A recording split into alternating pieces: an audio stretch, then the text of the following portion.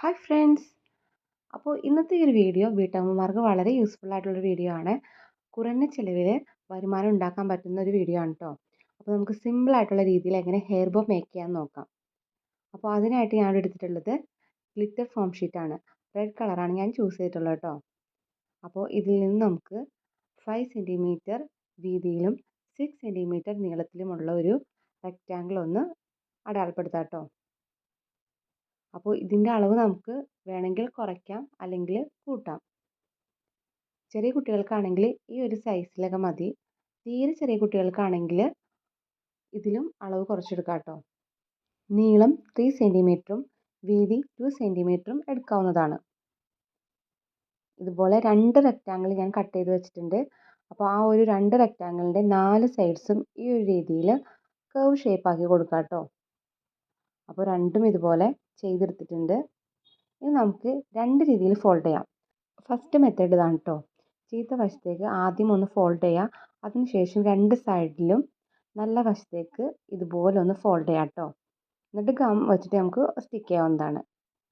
രണ്ടാമത്തെ മെത്തേഡ് എന്ന് പറയുന്നത് ചീത്ത വശത്തേക്ക് ആദ്യം ഒരു പ്രാവശ്യം മടക്കിയതിന് ശേഷം 2 സൈഡിൽ നിന്നും സിക്സാഗ് പോലെ 2 പ്രാവശ്യം അകത്തേക്കും പുറത്തേക്കും ഇതുപോലെ ഒന്ന് ഫോൾഡ് ചെയ്തെടുക്കാം. ഈ രീതിയിൽ നമുക്ക് ഗം വെച്ച് സ്റ്റിക്ക് ചെയ്യാം, അല്ലെങ്കിൽ നമുക്ക് സൂചി നൂല് ഉപയോഗിച്ചിട്ടൊന്ന് സ്റ്റിച്ച് ചെയ്ത് കൊടുക്കാം കേട്ടോ. അപ്പോൾ ഞാനിവിടെ ഗ്ലൂ ഗൺ യൂസ് ചെയ്തിട്ടാണ് സ്റ്റിക്ക് ചെയ്യാൻ പോകുന്നത്. രണ്ടാമത്തെ മെത്തേഡ് അനുസരിച്ചിട്ടാണ് കേട്ടോ ഞാനിവിടെ ഫോൾഡ് ചെയ്യുന്നത്. അപ്പോൾ ഫസ്റ്റ് സെൻറ്ററിലേക്ക് ഫോൾഡ് ചെയ്തിട്ട് സ്റ്റിക്ക് ചെയ്ത് അതിന് ശേഷം 2 സൈഡിലും സിക്സാഗ് പോലെ മടക്കി ഇതുപോലെ ഒന്ന് ഗം അപ്ലൈ ചെയ്തിട്ട് സ്റ്റിക്ക് ചെയ്യുന്നുണ്ട് കേട്ടോ. കണ്ടില്ലേ? അപ്പോൾ ഒരു വശം കംപ്ലീറ്റ് ആയിട്ടുണ്ട്. ഇനി മറുവശത്തും അതുപോലെ തന്നെ നല്ല വശത്ത് കുറച്ച് ഗം ഒന്ന് അപ്ലൈ ചെയ്യുക. അതിനുശേഷം ഇതുപോലെ ഒന്ന് കണ്ടോ ഒന്ന് ഫോൾഡ് ചെയ്ത് കൊടുക്കുക. അതിനുശേഷം ബാക്ക് സൈഡിലോട്ട് വീണ്ടും ഗം അപ്ലൈ ചെയ്ത് കൊടുക്കുക.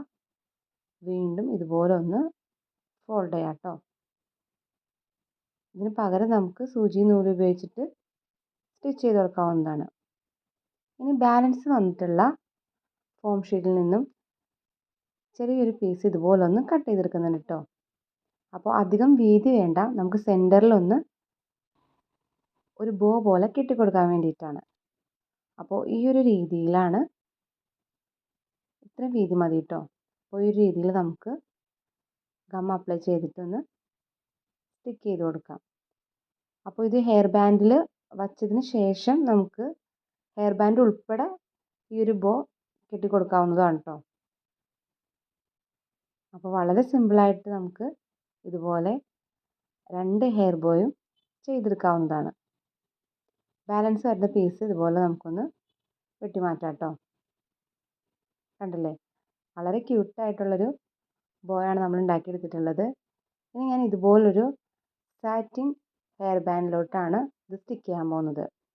അപ്പോൾ നമുക്ക് ഷോപ്പിലൊക്കെ അവൈലബിൾ ആണ് കേട്ടോ ഇതുപോലത്തെ ഉള്ള സാറ്റിൻ ഹെയർ ബാൻഡ്സ്. അല്ലെങ്കിൽ നമുക്ക് സാറ്റിൻ റിബൺ വെച്ചിട്ട് ഇതുപോലെ നമുക്ക് റോൾ ചെയ്തെടുക്കാവുന്നതാണ്. അപ്പോൾ വളരെ സിമ്പിളായിട്ട് എത്ര പെട്ടെന്നാണ് ഒരു ഹെയർ ബോ നമ്മൾ ഉണ്ടാക്കിയെടുത്തത്. ഇനി ഇതിൻ്റെ ബാക്കിൽ കുറച്ചും കൂടി ഒരു പെർഫെക്ഷന് വേണ്ടിയിട്ട് ചെറിയൊരു പീസ് ഗ്ലിറ്റർ ഫോം ഷീറ്റ് ഇതുപോലെ ഒന്ന് സ്റ്റിക്ക് ചെയ്ത് കൊടുക്കുന്നുണ്ട്. അപ്പോൾ ഇതിന് പകരമായിട്ട് നമുക്ക് മൊത്തത്തിൽ ബോ വെച്ചിട്ട് ഒന്ന് കവർ ചെയ്തെടുത്താലും മതി. ഓക്കെ. നെക്സ്റ്റ് ഞാൻ എടുത്തിട്ടുള്ളത് സാധാ ഒരു സ്ലൈഡാണ് കേട്ടോ. അപ്പോൾ ആ ഒരു സ്ലൈഡിലോട്ട് നമുക്ക് ഒരു ബോ ഒന്ന് ഒട്ടിച്ചു കൊടുക്കാം. അപ്പോൾ ഇത് നമ്മൾ തലയിൽ വയ്ക്കുന്ന സമയത്ത് ആ ഒരു സ്ലൈഡ് ഒട്ടും കാണില്ല കേട്ടോ. നല്ല പെർഫെക്റ്റ് ആയിട്ട് നമ്മുടെ തലയിൽ ഇരിക്കുന്നതാണ്. കണ്ടില്ലേ? വളരെ സിമ്പിളായിട്ട് ചെയ്തിട്ടുള്ളൊരു ബോയാണിത്. അപ്പോൾ എല്ലാവരും ഒന്ന് ട്രൈ ചെയ്ത് നോക്കണേ. ഈ ഒരു ഹെയർ ബോ എല്ലാ തരം ഹെയർ ആക്സസറീസിലും സ്റ്റിക്ക് ചെയ്യാനായിട്ട് വളരെ സ്യൂട്ടബിൾ ആണ് കേട്ടോ. അപ്പോൾ ഏറ്റവും കുറഞ്ഞ ചിലവിലുള്ള ഒരു ഹെയർ ബോ മേക്കിംഗ് ആണ് ഞാനിവിടെ കാണിച്ചിട്ടുള്ളത്. അപ്പോൾ എല്ലാവരും ഒന്ന് ട്രൈ ചെയ്ത് നോക്കുക. അതുപോലെ തന്നെ ഫ്രണ്ട്സിനും ഫാമിലീസിനൊക്കെ ഒന്ന് ഷെയറും കൂടി ചെയ്ത് കൊടുക്കുക കേട്ടോ.